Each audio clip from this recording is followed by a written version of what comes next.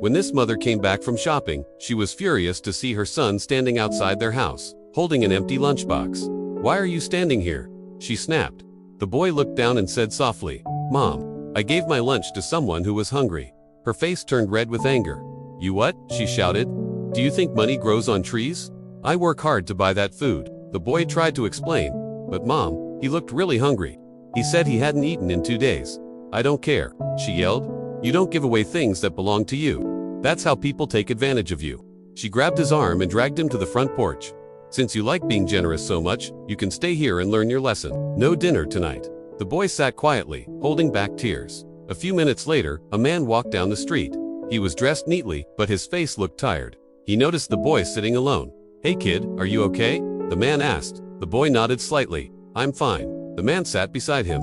"Why are you out here alone?" The boy hesitated, then said, "I gave my food to a hungry man, and my mom got angry." The man looked surprised. "You did that?" The boy smiled weakly. He looked really hungry. "I couldn't just ignore him." The man's eyes softened. "Do you know something?" he said.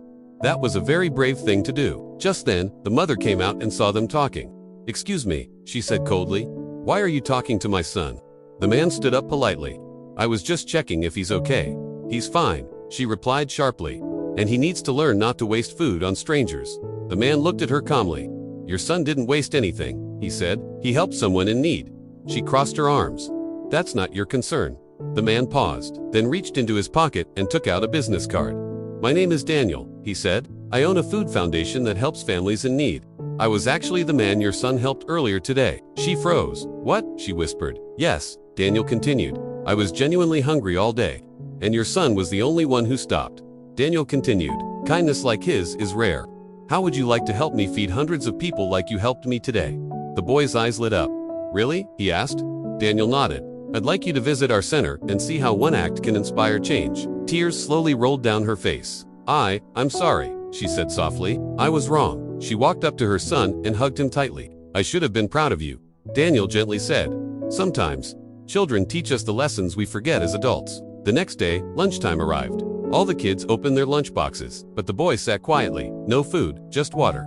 Across the classroom, a small boy sat alone. His uniform was old, his bag was torn, and he had no lunch. The boy slowly walked up to him and sat beside him. "Are you hungry?" he asked softly. The poor boy nodded. "I didn't bring food today either," he replied. The boy smiled gently and said, "That's okay. We can sit together." The next day, the teacher called the mother again. The mother walked in, annoyed. "What now?" she said. The teacher looked serious. "I need to show you something." She pulled out a small CCTV recording from the classroom. It showed her son opening his lunchbox, but instead of eating, he was giving his food to the same poor boy every single day. "Your son has been feeding that boy for weeks. Some days, he comes to school with nothing." Tears formed in her eyes. The teacher said, "Your son didn't waste food. He shared it." She walked up to him, knelt down, and hugged him tightly. "I'm so sorry," she whispered. The boy hugged her back. "I didn't want him to feel hungry like I did yesterday," he said softly. That broke her completely.